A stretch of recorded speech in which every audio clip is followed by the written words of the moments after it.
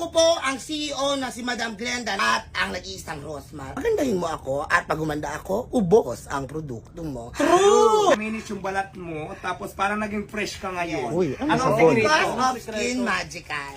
Hello? Skin Magical only touches my hand. Pero dahil tapos na po ako doon, shout out! Hinahamon ko po ang CEO na si Madam Glenda na dapat unang sumagot dito at ang nag-iisang Rosmar. Anong produkto niyo ba ang tingin niyo ay tatalab?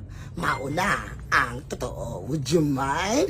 Bakit ka nga ba kukuha ng modelong maganda? Di parang niloko mo na ang sambayan ng Pilipinas? Tama, true. Andito ako. Pagandahin mo ako at pag gumanda ako, ubos ang produkto mo. True! Napatunayan na yan ang Skin Magical. Oh my God. Mula sa pagiging uling, ngayon, pumusyaw ang lola mo. Kaya pala ano kayong glowing na. At saka yung buhok mo parang shiny at saka straight ngayon. Of course. And naabangan nyo po ang gagawin kong pelikula.